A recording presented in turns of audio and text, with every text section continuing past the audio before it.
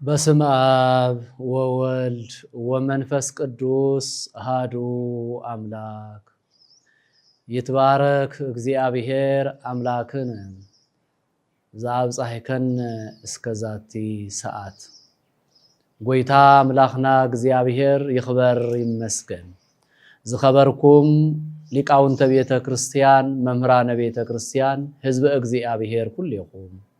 بسم فتارينا أملاخنا እግዚአብሔር كمي وعلاتكم كمي قنيخاتكم دحان قنيخاتكم زعلت زيو إلت እግዚአብሔር زعلت زيو إلت ناي እግዚአብሔር ቅዱስ ቃል ምስክር ዝወሃበሉ ዕለትዩ እሞ ክብራንን ክብራትን እግዚአብሔር አምላኽና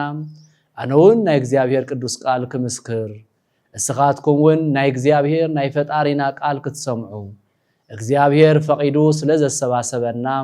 ነቱ ሁሉ ዝካሎ አምላኽና እግዚአብሔር መድኃኒ ዓለም ኢየሱስ ክርስቶስ እግዚአብሔር ክብርን ምስጋናን ይኹን። እሞ ናይ ሎማዓንቲ ናይ ዕለቱ ትምህርትና እግዚአብሔር ዝመኽረና ዝምዕደና ዝግስጸና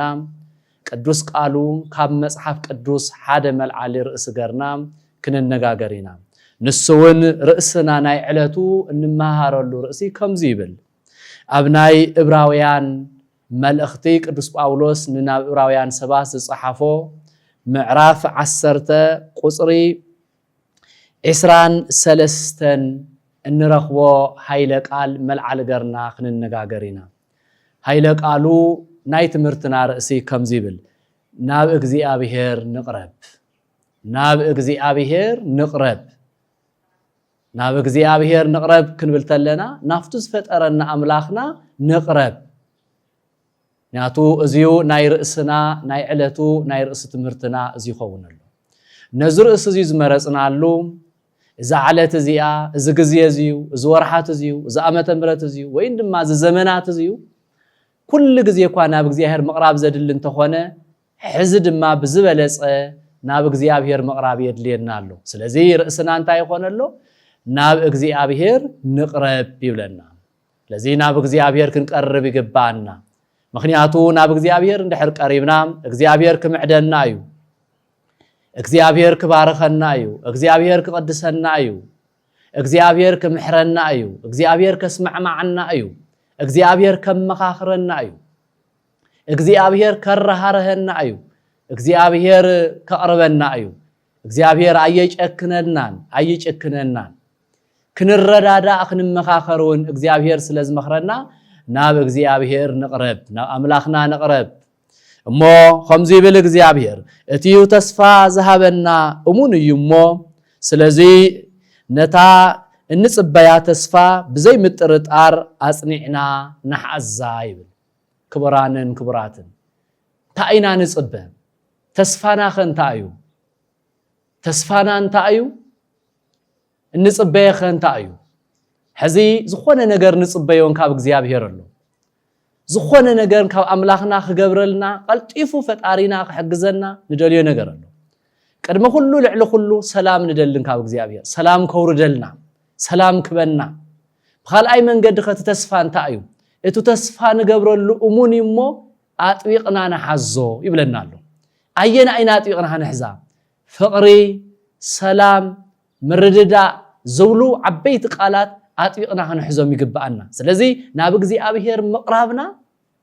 እንታይ እዩ እግዚአብሔር እንፈርሕ እግዚአብሔር እንአምን እግዚአብሔር ዝገበረልና ምክንያቱ ካብ ዘይምንባር ናብ ምንባር ዘምጻአና ዝፈጠረና እግዚአብሔር እዩ። ኣብዛ ዓለም እዚ ክንነብር ዓለም እዚ ክባርከልና ዝኽእል ዕድሜና ክባርከልና ዝኽእል ክቅድሰና ዝኽእል እግዚአብሔር እዩ። ምክንያቱ ሓደ እኳ እንተርኢናየስ ንሕናን ካብዛ ዓለም እዚ መዓዘ ከምንሓልፍ ኣይንፈልጦን፣ ንሕናን ካብዛ ዓለም እዚ መዓዘ ከምንመውት ኣይንፈልጦን፣ ንሕናን ካብዚ ዘለናዮ ስልጣን መዓዘ ከምንወርድ ኣይንፈልጦን። ስለዚ እንታይ የድልየና ናብ እግዚአብሔር ምቕራብ የድልየና፣ ናብ እግዚአብሔር ንቕረብ። ምክንያቱ እሙን እዩ እቲ ተስፋ ንገብረሉ እሙን እሞ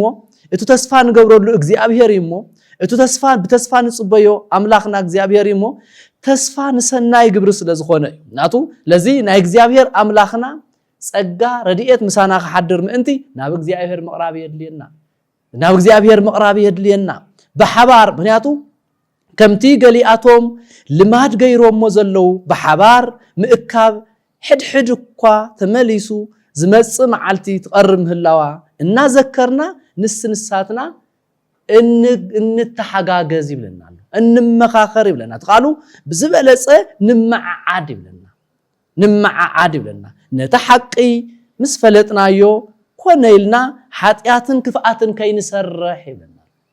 ምክንያቱ ናብ እግዚአብሔር እንድሕር ቀሪብና ናብ ፈጣሪና እንድሕር ቀሪብና እግዚአብሔር እንታይ ይብለና እዩ ሕማቅ ክንሰርሕ ይፈቅደልና ሕማቅ ከጋጥመና አይፈቅደልና ናብ ክፉእ መንገዲ ክንከይድ አይፈቅደልና መን ይሕግዘና ኣሎ እቱ ተስፋ ንገብረሉ እሙን እሞ አጥቢቅና ንሓዛ አየነይቲ እታ እግዚአብሔር ዝህበና ዕድመን ጥዕናን አጥቢቅና ንሓዛ አስተውዒልና ንሓዛ ፈጣሪና እግዚአብሔር ንጸበዮ አይንሸኩል ኃጢአተይ ንስራሕ ንሰበይ ንጨክን بعدنا ينشأكن ننبعلتنا أنت هاي لنا له ننبعلتنا دقاقيمنا نمخاخر شجر كيجات من نادم مو يبلنا له شجر كيجات من نادم ما ننس نساتنا ننقاقع كبرات ننقاقع مالت هاي مالتي نردادا مالتي نمخاخر مالتي نشجره نتحجاجز مالتي نستجنانقه نرجاجا أيو مالتي نتسددخ نملسو مالتي نتفناقلخ ناوغز انتو مالتي مناتو اتو تسفا نغبرلو እግዚአብሔር እሙኒው ናብ እግዚአብሔር ንቅረብ ናብ አምላኽካ መቅራብ ጽድቅ እዩ ናብ አምላኽካ መቅራብ ሰላም እዩ ናብ ምስ አምላኽካ ምንባር ሃፍት እዩ ምስ አምላኽካ ምንባር በኔ አምላኽካ መንገድ ምኻድ ፍቅር እዩ በአምላኽካ ምንባር በረከት እዩ ስለዚህ በረከት ክንሐፍስ ምእንቲ ናብ አምላኽና ንቅረብ ናፈጣሪና ንቅረብ እግዚአብሔር ዘአዘዞም ምትሕግጋዝ ምምኽኻር ምርድዳ በእግዚአብሔር አምላኽና ክንከይድ ይግባአና ክብራንን ክብራትን በኻሊ መንገዱን ከምዚ ይብለና ናብ አንደኛ ተሰሎንቄ ቅዱስ ጳውሎስ ዝጻሐፎን ወይ ድማ ዝነግረናን ከምዚ ይብል ቅዱስ ጳውሎስ ናብ ተሰሎንቄ ቀዳማይ መልእኽቱ ምዕራፍ 5 ቁጽሪ 24 ከምዚ ይብል እቲ زيصوعكم زلو أمون يمو نسون كيغبرو ايو إلنا اي زخواتكم يبلنا له اي تجنقو يبلنا له اي تفرحو يبلنا له مخنياتو تتقربوا وزلكم املاحكم اتو تسفاز زغبركم له فطاريكم اتو تامنكم مو فطاريكم اتو زقربكم مو املاحكم نسو امونيو امون يمو نسون كيغبرو كفصمو ايو كبرانن كبراتن انتاي كفصملنا اينا ندلي انتاي كسرحلنا اينا ندلي انتاي كحجزنا املاخنا اينا ندلي انتاي كفطرلنا فطارينا كغبرلنا اينا ندلي عاوزينا يبعلتنا زرزر كنقرب يغبانا نا فطارينا هنقرب انتلنا انتاي اجندا حيزنا اينا هنقرب محدرانا سلام كخون عدنا بسلام كبارخ عدنا بسراح كصبق حزبنا حدنت كنبرو امرارحنا استقنانع كنبرنا أول صدقن بركتن كنركب اتهم ندليوم اتهم እግዚአብሔር ከሐግዘና ندليوم ናብ እግዚአብሔር ክንቀርብተለና بزرزሮም ክነቅርቦም ይግባአና ምናቱ እንታይ ዲርእስና ናብ አምላኽና ንቅረብ ወይማ ናብ እግዚአብሔር ንቅረብ ናፍቱ ሁሉ ዝከአሉ እግዚአብሔር ንቅረብ ስለዚህ ክፍጽሞ እግዚአብሔር ንሱ ድማ እሙን እዩ ምናቱ ይኸውንዶ አይኸውንን ይፍጸምዶ አይፍጸምን ዝብሃል ፈጣሪ እግዚአብሔር አይኮነን እትንቀርቦ ዘለና ናብ እግዚአብሔር ንቅረብ እንዲና ንብል ዘለና እትንቀርቦ እግዚአብሔር ኩሉ ዝካሉ ሰማይ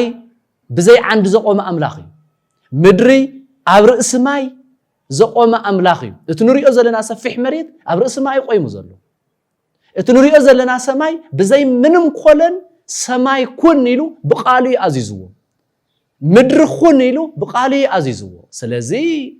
እዚ ምድሪ ትሪእዎ ዘለኹም ብታሕቲ ዓንዲ ይብሉ ማይ ዘለዎ ብታሕቲ እቱ ሰማይ ትሪእዎ ዘለኹም ሰማይ እዩ ዓንዲ ይብሉ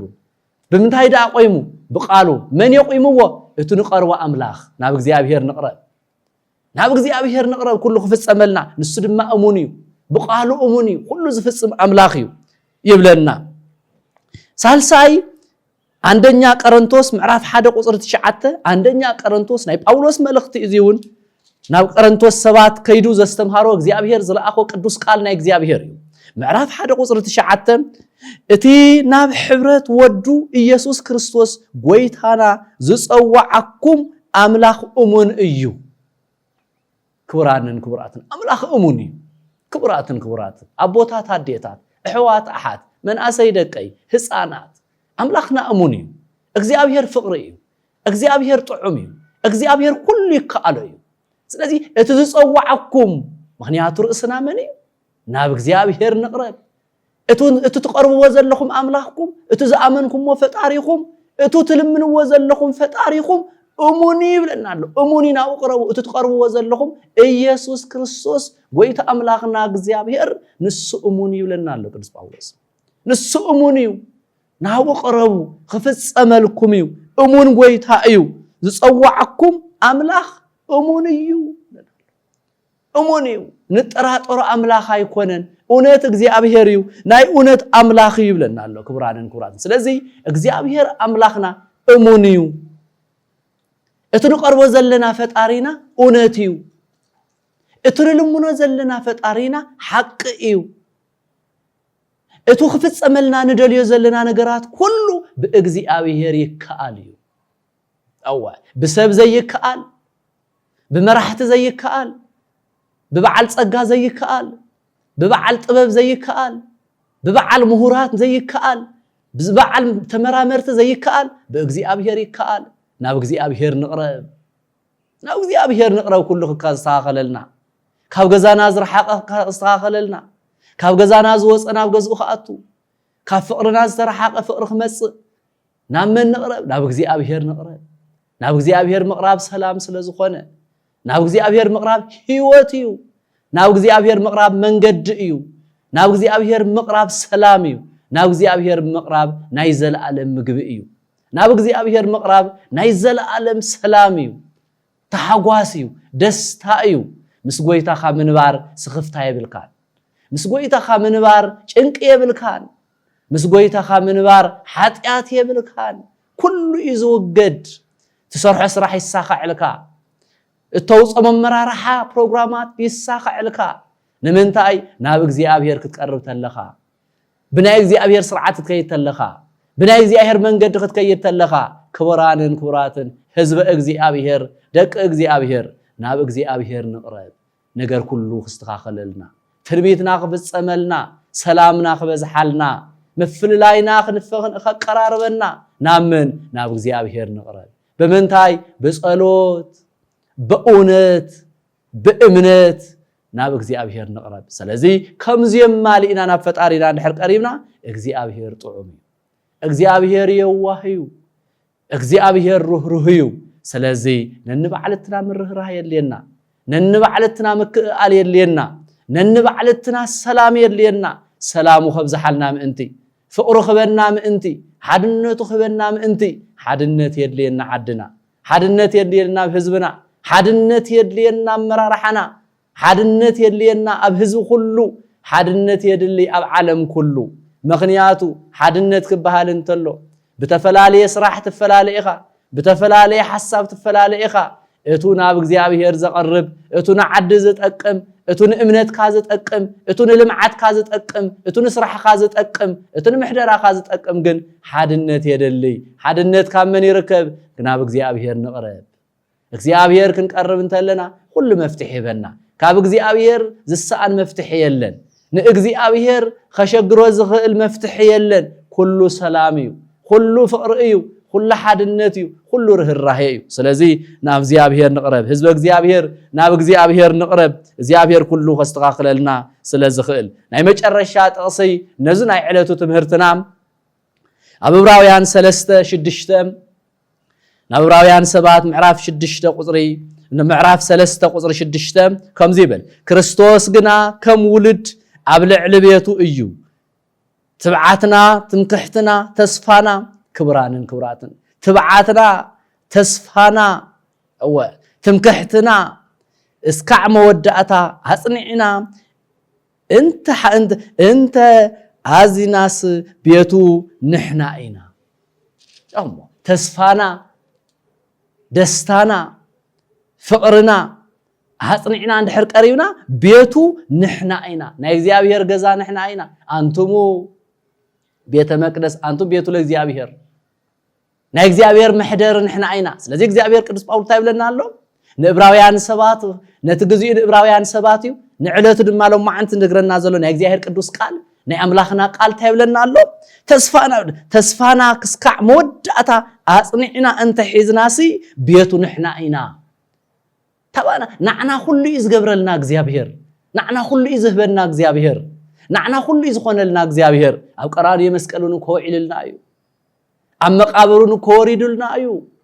ንሱ እንዳቆሰለ እኮ ንሕና ቆስልና ሓይና ኢና ንሱ እንዳሞተ እኮ ንሕና ጥዒና ኢና ንሱ እንዳተሰቀለ እኮ ንሕና ካብ መስቀል ወሪድና ኢና ንሱ እንዳሓሰረ እንዳተንገላተ እንዳተገረፈ ንሕና እኮ ክብሪ ረኺብና ኢና ክርስቶሳውያን ክርስቲያን ደቂ እግዚአብሔር ተባሂልና እኮ ክብሪ ጸጋ ተዋሂብና እዩ ናይ መንግስተ ሰማያት ደቂ እግዚአብሔር ዝፈትወኩም ናይ እግዚአብሔር ገዛ ትወርሱ ናይ አቦኹም ገዛ ወርሱ ኮይልና እግዚአብሔር ስለዚ ናብ እግዚአብሔር ንቕረብ ቤቱ ንሕና ኢና ናይ እግዚአብሔር መሳርሒ ንሕና ኢና ናይ እግዚአብሔር ተንቀሳቀሲ ንብረቱ ፍጥረቱ ንሕና ኢና ንፍጥረታት ንእዝዙ ንሕና ኢና ስለዚ ብፍቅሪ ብሰላም ብሓድነት በእምነት ፈሪሃ እግዚአብሔር ውሽጥና ነሩ ንህዝብና ኽቢርና ነንበዓልትና ተኸባቢርና እንተኸይድና ንኩሉ ነገር ዝፍጽም እግዚአብሔር ይሞ እግዚአብሔር ምስኩል ይህና ይኹን እግዚአብሔር ሸርነቱ ሓገዞ ይፈልየና ሰላምና ዓድና ፍቅርን ሓድነትን ዓለም ኩሉ ምናብ እግዚአብሔር ንቕረብ እግዚአብሔር ኩሉ ክፍጽመልና እዩ ወስብሃት ለእግዚአብሔር እግዚአብሔር ይባረኽኩም